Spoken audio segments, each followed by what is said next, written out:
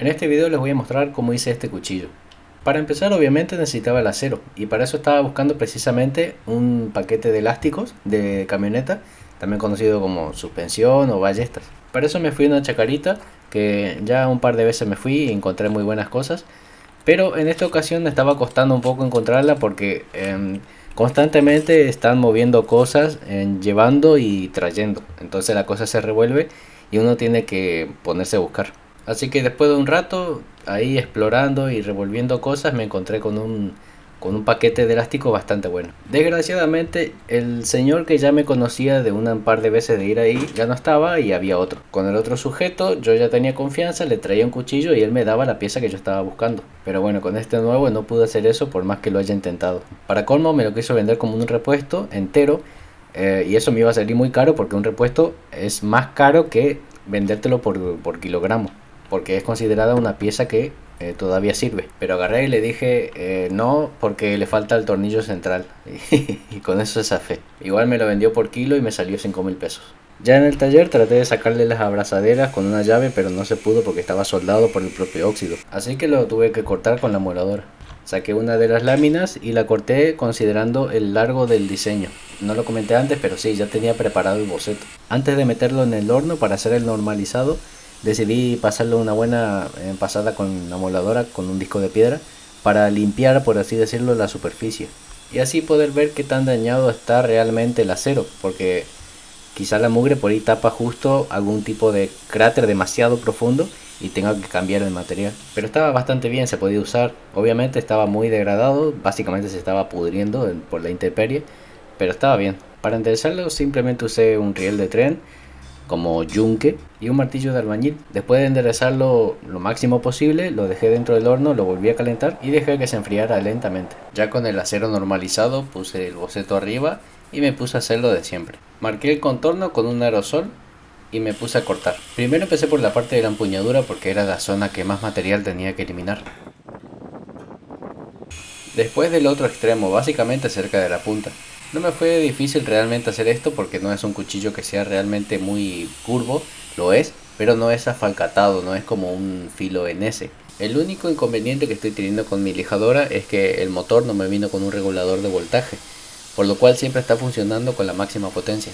Eso está bien para desgastar acero, pero para cuando tengo que usarla para maderas se dificulta porque termina más quemándola que gastándola. Por el momento la utilizo todo lo posible para acercarme más al boceto de esas líneas que yo había pintado en un principio.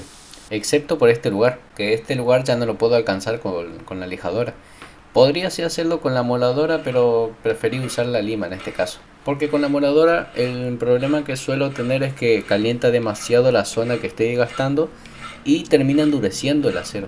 Es así como un mini templado lo que le estoy haciendo porque se calienta tanto y se enfría tan rápido que es como que se endurece, tiene un choque térmico. Y eso es real, no me estoy inventando nada. Sucede que al calentar una zona muy pequeña, el propio viento que genera la moladora enfría rápidamente esa zona y uno no se da cuenta de que a eso le pasa al acero hasta que agarra la lima y quiere desgastar esa zona para emprolijarla, para dejarla mejor. Pero básicamente lo que pasa es que la lima no desgasta o desgasta muy poco y cuesta.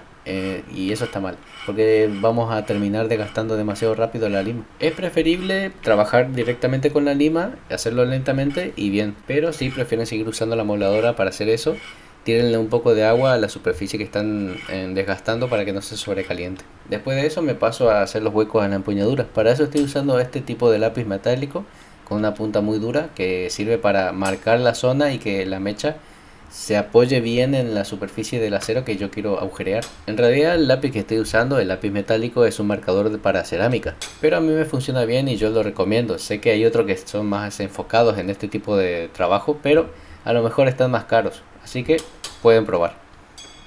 Si se fijaron, hice dos marcas bastante juntas cerca del recazo y luego otras tres más a lo largo de la empuñadura.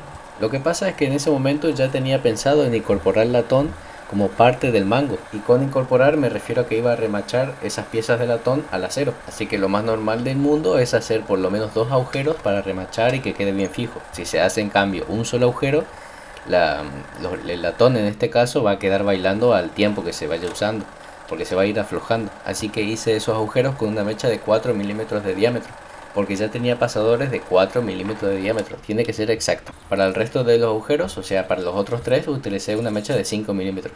Después de que ya hice todos los agujeros principales, me puse a hacer muchos más alrededor de esos agujeros. Esto se hace por dos motivos. El primero es por reducción de peso, pero realmente yo no lo estaba haciendo por eso. Lo que sucede es que este cuchillo es una empuñadura hecha con dos cachas, una por lado. No es una empuñadura la cual haya una espiga dentro. Por lo tanto, el principal material que va a hacer que se mantenga las piezas juntas, las cachas unidas, va a ser el pegamento. Y para que ese pegamento cumpla la función que debe cumplir más fácilmente, van a hacer estos agujeros porque crea un espacio vacío entre una cacha y la otra y el acero. En ese espacio vacío se va a alojar el pegamento, formando, una vez que se endurezca, una especie de puente que directamente va a estar conectado con una cacha y la otra. Y sí, ya sé, estoy diciendo cacha varias veces, pero no hay un sinónimo para eso. Ya con todas las perforaciones solamente me queda en pintar la zona en donde iría el filo y marcar con un calímetro. Para eso antes primero tomo el grosor que tiene el acero, que en este caso son 7 milímetros, y hago un pequeño cálculo. Divido los 7 milímetros en 2 y me da 3,5. Yo a esa cifra la podría poner en el calímetro y marcaría una sola línea a lo largo de toda la zona del filo, pero no me serviría porque sería una sola línea. Y yo estoy buscando hacer dos líneas que tengan entre sí, justo en el centro, una pequeña separación entre ellas. ¿Cuál es esa pequeña separación? No más de 1 milímetro. Así que si quiero dejar 1 milímetro de separación entre una línea y otra paralelamente, no voy a poner en el calímetro 3,5 milímetros, sino 3 milímetros. De esa forma, en teoría debería quedarme 1 milímetro justo entre las dos líneas. Como ya muchos sabrán, esas líneas me van a servir como guía usando la lijadora, porque voy a pasar a hacer los biseles, el vaciado, el amolado, como ustedes lo conozcan. No voy a enfocarme en explicar mucho esta parte del procedimiento porque me parece que merece un video aparte, porque se los debo. Mucha gente me pregunta, tiene muchas dudas y la verdad es que yo sigo pateando este asunto y bueno, lo reconozco. Lo que sí les puedo comentar es que esa separación que hicimos en un principio, esas líneas, las cuales hay 1 milímetro de separación entre ellas, me están indicando que tengo que dejar 1 milímetro de espesor de filo. Si yo me paso y hago menos de 1 milímetro y dejo el filo demasiado fino, corro el riesgo muy grande de que cuando yo sumerja la pieza para hacerle el choque térmico, ese filo se me termine doblando para cualquier lado, porque es la parte más delgada y más sensible a sufrir cambios, ya que pasa de estar muy caliente a frío. Bueno, en frío entre comillas porque sigue estando caliente, pero ustedes me entienden. Y para solucionarlo voy a tener que volver a la lijadora de banda y reparar eso, lo que supone más desgaste de material y el diseño ya empieza a perder un poco su forma original. Así que es mucho mejor dejar un poco más grueso, más gordito esa parte del filo y ya no se corre riesgo alguno de que se doble o se deforme. Ahora paso a hacerle el contrafilo porque soy bastante fanático de hacerle contrafilo a casi todo, porque creo que le da un detalle bastante bueno a cualquier pieza que estemos haciendo. A lo mejor genera un poco más de trabajo a la hora de lijar más adelante, pero vale la pena. Ya faltando bastante poco para hacerle el tratamiento térmico, me decidí por ponerle unos surcos al lomo. Un simple detalle. Para eso pinté la zona y le di una separación de entre 1 centímetro a cada surco. Antes de usar una lima redonda me puse a hacerle muecas con la lima cuadrada y una sierra para metales. Eso es para cuando yo use la lima redonda se apoye bien y no me salte para cualquier lado. La forma correcta de usar una lima, ya sea esta o de cualquier otra forma, es hacer solamente un movimiento de ida. Porque si volvemos hacia atrás con la lima solamente vamos a estar gastando, acortando un poco la vida útil de la lima, ya que no desgasta realmente. El picado que tiene solamente funciona para un sentido y es hacia adelante. Hay limas que están hechas para usarla de ida y vuelta, pero por lo general y lo más normal es conseguir limas que tienen el dibujo, el corte hacia una sola dirección. Ahora ya que tengo lista la pieza, no tengo detalles que agregarle, ya tengo todo preparado, puedo pasar a hacerle el choque térmico. Lo único que tengo que tener a mano es un buen imán y un recipiente con el aceite que va a servir como enfriador. El imán es simplemente para tener una referencia de cuando el acero ya pierde el magnetismo, indicándome que el acero ya está alcanzando una temperatura muy alta, pero eso no significa que sea el punto exacto para sumergir la pieza. Lo que tengo que tener en cuenta para saber cuándo sumergirla es el color. El color realmente me va a indicar el punto exacto para sumergirlo y eso depende también de qué temperatura necesita el acero que estemos trabajando. Por eso también justamente elegí este acero porque lo trabajé muchas veces y ya lo conozco bastante bien. Ya sé qué temperatura necesita, cuánto tiempo me demoro en llegar a esa temperatura, esas cosas. A este punto muchos de ustedes yo creo que saben muy bien qué pasa luego del choque térmico.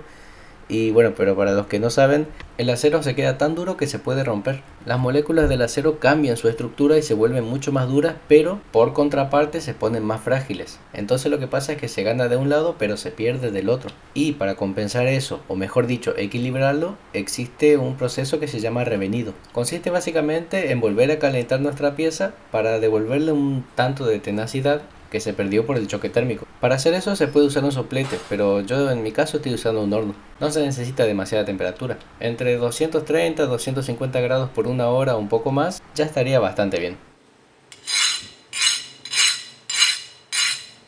Lo que voy a hacer ahora es quitarle toda esa capa negra que queda después del templado, después de sumergir el cuchillo al aceite caliente. Básicamente es un aceite quemado que quedó impregnado en la superficie. Para quitar eso y de paso también ahorrarme bastante trabajo en el lijado a mano, cambio la lija de la lijadora de banda a un número mayor, o sea, a una lija más fina. La lija que yo estaba usando era de grano 36 y la cambié ahora por una de 120. A esa yo la utilizo para eliminar esas rayadoras muy profundas hechas por la de grano 36. Y de paso ya se saca bastante de esa superficie negra. Empiezo por el contrafilo y después cambio para el vaciado. Cuando ya tengo todas las caras bien lijadas, paso a un número de lija mayor. Después de la 120 paso a la 180 y después 220. Aunque últimamente estoy saltando la 180, es decir que de las 120 paso a las 220 y me da un buen resultado. Así que yo aconsejaría que si por primera vez van a comprar una lija para su lijadora, es que primero tengan una de un grano muy grueso, que sea por ejemplo 24 o 36, y también después compren una de 120 y 220. Después continúa subiendo el número, pero yo ya veo más esos números como para afilado, porque realmente sí funcionan y dan una mejor terminación, mucho más linda, pero se desgastan bastante rápido. También existen diferentes tipos de tecnologías de granos de las lijas, porque están las de circonio, las de cerámica y las de óxido de aluminio. Yo conozco esas tres, creo que son las principales que se utilizan. Cada una tiene su ventaja y desventaja, pero me parece que las de cerámica son las mejores porque son tanto para madera como para acero y duran mucho tiempo. Bueno, eso es relativo dependiendo de la marca que se utilice. Como parte de la empuñadura voy a usar latón. Para eso agarro unos pedazos que me sobraron de otros trabajos y voy presentando a ver cómo quedan. Empiezo haciendo uno de los agujeros.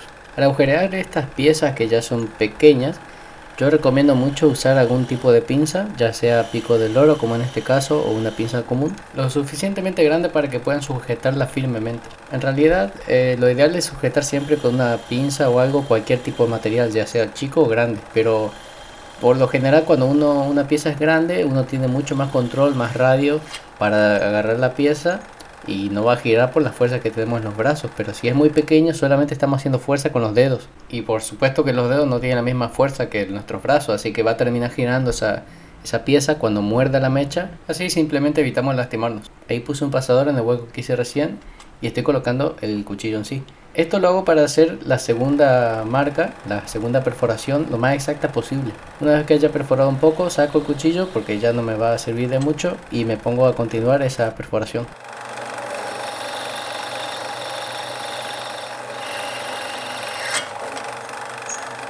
Ahora estoy desgastando una de las puntas que iría cerca del recazo, así no queda una forma tan, digamos, puntiaguda, sino más bien algo más geométrica. Así como hice anteriormente, acoplo de dos piezas por igual y pongo la parte de abajo, la que no está desgastada. De esa forma yo voy a poder ver desde arriba si se está gastando bien antes de que llegue a gastarse la que ya está gastada.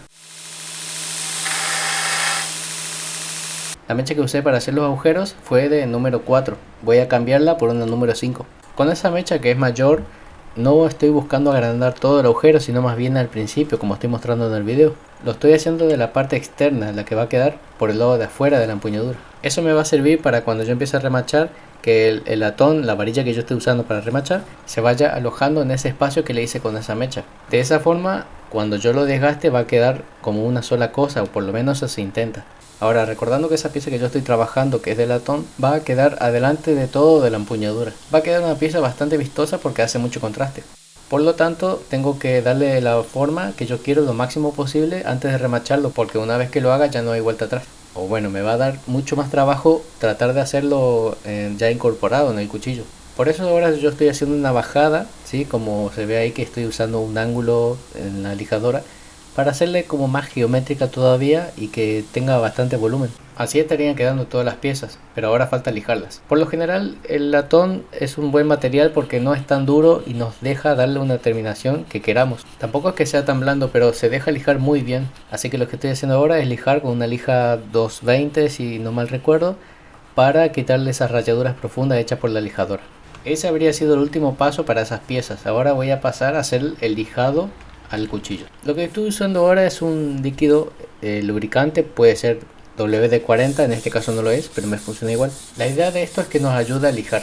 Como la última lija que yo usé en la lijadora fue de 220, yo estoy usando una lija de 220. A veces puede llegar a costar aún usando el mismo número de lija, así que para que no les cueste tanto pueden usar un número anterior que puede ser el 180, por ejemplo. Una vez que vea la superficie bien uniforme, bien lijada, voy a pasar a un número mayor y voy a alternar la dirección en la que voy a lijar. De esa forma se va a ver bien el sentido que yo le estoy dando con la otra lija, y cuando pase a la siguiente vuelvo a lijar como en un principio, o sea, de atrás hacia adelante, y así de esa forma voy a ver cómo se eliminan esas rayaduras que hice lijando de otra manera. Eso lo repito hasta la última lija, que sería la 2500. Progresivamente yo fui aumentando el número de lijas, empezando con la de 220, después pasé a la 280, 340, 400, 600, 1000, 1500, 2000 y la última que estoy usando ahora 2500. No se nota mucho el reflejo o el brillo porque como tiene mucho aceite, eso el medio que lo tapa, lo pone un poco opaco. Para protegerlo de las rayaduras, después de tanto lijar, lo enrollé en servilleta de cocina y lo encinté. Ahora me voy a poner a remachar esas piezas de latón. Lo que le estoy untando ahora es pegamento oscuro. En realidad el pegamento es transparente, pero yo le puse un poco de tinta negra. Porque como la superficie, como pueden ver en el video, es un poco irregular, tiene pocitos y esas cosas. Y eso me va a ayudar a que cuando se vea algún sobrante de pegamento, se combine la superficie del acero con la del pegamento y no se vea de esa manera la unión entre el acero y el pegamento con el latón. Es importante tener una superficie bien firme, dura, como es el yunquecito este que yo hice hace un tiempo, para trabajar bien, porque si no se nos va a mover constantemente de lo que estemos martillando. Y lo que estoy usando justamente es un martillo con una cabeza de bola. Recomiendo este martillo porque deforma bastante rápida la pieza a que queremos remachar y vaya rellenando rápidamente esas zonas vacías que le dimos con esa mecha número 5. Este paso hay que hacerlo bien tranquilo, pero en mi caso tuve que apurarme un poco más porque el pegamento es de secado rápido. Se seca en 2 horas, pero ya a los 15 minutos se siente como se endurece. Para hacer esto hay que tener algo de práctica, un poco de técnica. Ya había hecho esto en otros trabajos, pero no me quedaron bien justamente porque no le agarraba mucho la mano. O bueno, al no saber cómo se hacía no me salía. Pero con el tiempo, bueno, me fui dando cuenta de que lo que hay que hacer es martillar bastante bien una de las caras, uno de los remaches, y dar vuelta y repetir del otro lado. Hay que ir alternando bastante. La idea es que los remaches queden iguales de los dos lados. Tampoco hay que pasarse mucho porque se terminan partiendo, se terminan rajando y bueno, ahí yo creo que empiezan los problemas. Así que hay que ir viendo bien detalladamente de cerca cómo va a ir quedando el remache. Con tal de ir viendo que ese material se va expandiendo, ¿sí? Como que va tapando esa superficie que habíamos dejado vacía, ya estaría bien. Es bastante normal que queden esas cabezas sobresalientes, así que podemos gastarlas, así lo aplanamos para ver que el remache quedó bien realmente. Como pueden ver, el resultado es bastante bueno, bastante aceptable. Lo que voy a usar como empuñadura va a ser madera y unos separadores plásticos de color negro. Después de lijar toda la superficie para que se adhiera bien el pegamento, lo voy a limpiar con alcohol. Esto es para que se limpie la superficie y que se seque rápido sin dejar muchos residuos. Como es alcohol, se evapora rápido. No es necesario usar tanto pegamento para esta ocasión. Hay que pintar bien las superficies que van a ir adheridas unas a la otra. Los dejo presionados por unas 3 horas hasta que se seque el pegamento. Una buena manera de hacer los agujeros lo más precisos posibles es ya colocar la pieza de madera que queremos agujerear, presionar muy fuerte todas las partes para que no se mueva y hacer el primer orificio. Colocar uno de los pasadores en el orificio y hacer pasar la empuñadura del cuchillo sobre ese mismo lugar. Y hacemos lo mismo con cada uno de los otros orificios. Añadimos el pasador y vamos al otro hueco. Esto nos va a ayudar mucho para hacer todos los orificios lo más perfecto posible. Así cuando hagamos lo mismo con la otra cacha, debería de concordar exactamente igual a como lo hizo con la primera. Así tal cual está, yo ya podría pegarlo a la empuñadura pero a mí me gusta retirar la máxima cantidad de material posible antes de hacerlo, así ya no utilizo tanto la lijadora. Así que agarro un corrector, pinto todo el contorno haciendo la figura de la empuñadura. De esa manera lo utilizo como límites para empezar a cortar con la sierra y después pasar a acercarme un poco más con la lijadora. Hay mucha gente que gasta esto con la lijadora directamente, pero yo no lo hago porque están muy caras las lijas, porque en general las traen de afuera, son importadas. Podría conseguir de las más económicas en teoría, porque siguen saliendo algo caras, pero ya las he probado la primera vez que compré las lijas y no son buenas, se gastan muy rápido. Me sale más caro comprarme una de buena calidad que dos de una calidad intermedia, por así ponerlo. Pero es que dura como 3 veces más. Inclusive una vez intenté hacerlas por mí mismo y fue un desastre, sale siempre disparado por cualquier lado. He visto videos, lo he seguido al pie de la letra, pero simplemente no me sale. No sé si será por la cantidad de velocidad que agarra esta lijadora, pero se termina siempre cortando la unión. He probado un montón de pegamentos, también le añadí refuerzos como esas cintas americanas, pero no hubo caso. Y eso a mí que me gusta hacer cosas por mí mismo, más si es en una cuestión de ahorro. Cuando no se puede, no se puede. Después de acercarme a la forma, le hago un montón de pequeños orificios, sin pasar del otro lado, por supuesto. Esto lo hago para, otra vez, crear espacios vacíos para que se rellenen con el pegamento y tenga más cuerpo. O sea, con otras palabras, más lugares de donde agarrarse el pegamento. Otra vez preparé el pegamento con un poco de tinta negra. Ahora sí que voy a usar mucho pegamento para rellenar todas esas zonas que están vacías. En este caso es muy bueno pasarse, ¿sí? Hay que ponerle mucho, no tenerle miedo, al punto que explote cuando lo sujetemos con las pinzas y que salga todo por el costado. Cuando ya tenga las cachas pegadas, pero aún secándose, voy a ir poniendo los pasadores. Ya con todos los pasadores puestos, voy a pintar bien este pasador de cordón, el que va a la esquina de la empuñadura. Va a ayudar bastante a que la pieza quede fuerte, debido a que es una zona en donde va a estar pasando el cordón y va a sufrir tironeos. Por último, y antes de usar las pinzas para sujetar todo, me pongo a rellenar en las zonas que yo creo que pudo haberle faltado pegamento. Yo sé que es de secado rápido, pero a mí en estas ocasiones me gusta dejarlo durante por lo menos una noche. Así yo me aseguro de que frague, que cure bien y que quede bien duro. Al día siguiente ya me puedo poner a gastar las cosas. Empiezo por una de las caras, porque hay mucho material y me gusta empezar por lo que yo creo que puede ser más difícil. O bueno, más difícil o que más me lleve tiempo. Y también muy importante, para que la superficie quede bien plana y no tenga problemas en hacer lo que estoy haciendo, gastar ya por el contorno.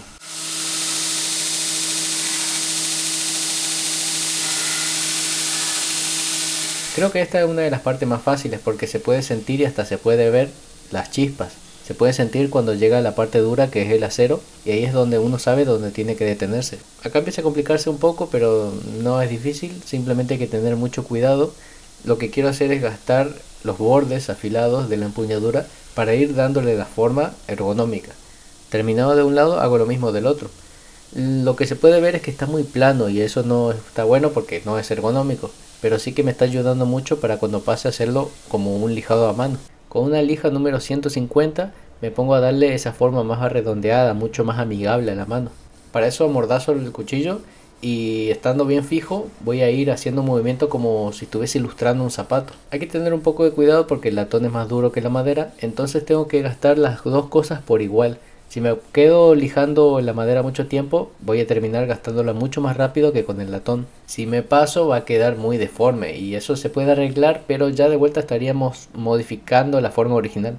Una vez que hago lo mismo del otro lado, o sea de la parte de abajo, donde irían los dedos, me pongo a darle unas pasadas con una lija de esponja. Me gusta la terminación que le deja esta esponja, estoy usando un grano 240. Después no lo muestro, pero paso a uno de número 400, que ya es la terminación final. Me gustaba la madera que usé, así que quise reducirla más y para eso se me ocurrió pulirla. Pero yo no quería pulir el latón, así que lo cubrí en cinta. El pulido se puede hacer a mano también, pero esto me ahorra mucho tiempo. Además es bastante más lindo como lo deja que como si lo hiciese a mano.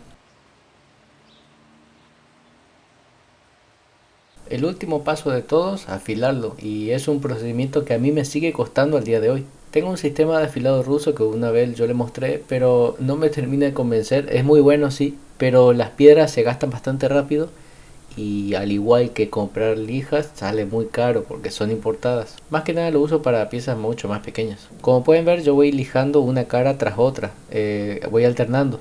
Es muy importante para que la pieza no se caliente. Y ya como último paso lo asiento con un cuero. Y listo, como pueden ver ya el cuchillo está terminado. Me gusta la madera que usé. El latón le da una combinación que me parece que está buena. No es la gran cosa, pero a mí me gusta. Preferí dejarle, como dije al principio, esa porosidad a la superficie plana del cuchillo. Más que nada era para no trabajar tanto y no desperdiciar el grosor. Pesa 757 gramos y es bastante pesado, es lo que yo estaba buscando. Las pruebas que le estoy haciendo son bastante comunes, ¿no? Pero la verdad es que aunque no se nota y no se ve en el video, yo no estoy haciendo mucha fuerza para cortar ese pedazo de madera. Yo nada más lo que hago es subir el cuchillo y dejarlo caer con un poco de envión, ¿sí? Pero se siente como si no estuviese haciendo demasiada fuerza. Es como golpear algo con un martillo pesado. La inercia y el peso hacen el trabajo. Por lo menos con este tronco, que no sé de qué árbol es ni de qué madera es, no me costó mucho trabajo, o por lo menos no me llevó mucho tiempo darle una forma como la que estoy mostrando. Aunque por supuesto que la finalidad de esta prueba es ver que el cuchillo soporta, que las partes no se aflojan. Se tiene que retener bien el filo, no tiene que mellarse, y después de unos cuantos golpes no he notado ningún tipo de falla. A mí me dejó bastante conforme y estoy contento con este resultado, aunque sí debo agregar que es un poco difícil de afilarlo porque se mantuvo bastante la dureza del acero. Ojalá les haya parecido un buen video, espero que sea de utilidad en algún momento para alguien. Teóricamente no tendría que estarle mostrando este video, porque es un cuchillo de una competición y el resultado final se tiene que lanzar junto con los otros competidores. Lo que pasa es que recién eso va a pasar el 24 de abril, tengo entendido, porque las instrucciones están todas en inglés. Pero está, es en mi canal secundario y mientras yo lo suba acá, creo que está bien. Cualquier cosa lo elimino y lo subo después de esa fecha. Y está, bueno, muchas gracias por ver este video, les mando un saludo y hasta la próxima.